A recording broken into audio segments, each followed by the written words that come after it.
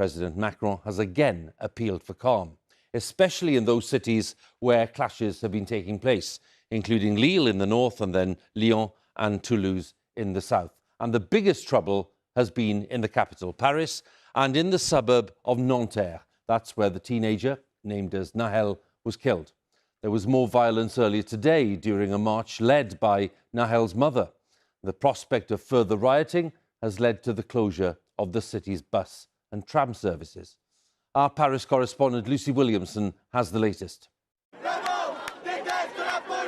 In Nanterre today, thousands gathered to mark the void left by one local teenager and the rage that flowed in to fill it. The violence here last night still mapped onto the surrounding streets in ash and debris. Niall's mother leading a chant of police assassins.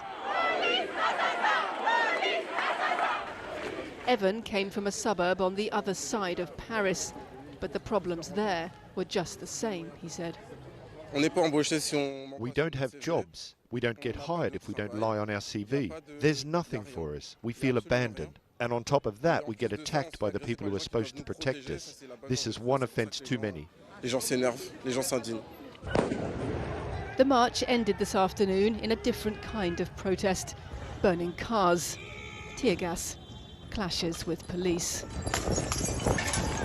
One local resident told us her own teenage son had been mistreated by police and that the violence following Niall's death was justified.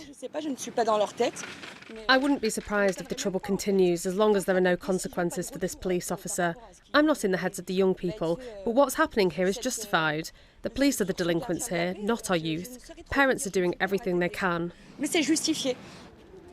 The officer is now in custody and facing a charge of voluntary homicide. France's Interior Minister said it was time for the violence to stop. Last night's riots and burning a school, a town hall, a social centre, that has nothing to do with what happened in Nanterre. Those responsible for the troubles should now go home. But no one we spoke to in Nanterre thought the anger here had run its course. What's fueling these fires isn't just rubbish bins and vehicles, but decades of frustration with the French state. Niall's death triggers wider feelings of grievance, betrayal and inequality. And smouldering cars get the attention of France's leaders in a way smouldering resentments rarely do. Thousands of extra police were deployed across the Paris region last night. Tonight, those numbers are being multiplied again. Symbols of the state, providing extra security and extra targets.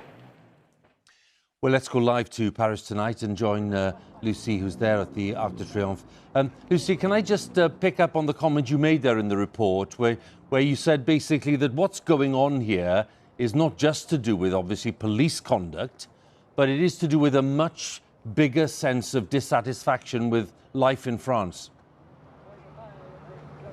Yes, I mean, there is anger at President Macron and his government. There's anger at politics in general, but there's also a deeper disappointment with the French state and the broken promises that people feel it makes to them. And the government is worried that that deeper disappointment might fuel a pattern of nightly riots. And so it's trying to curb the unrest really in two different ways. And it's walking something of a tightrope between them. On the one hand, it wants to show that it understands the anger people feel towards the policed actions that led to Niall's death. On the other, it's taking an increasingly tough policing approach to violence on the streets.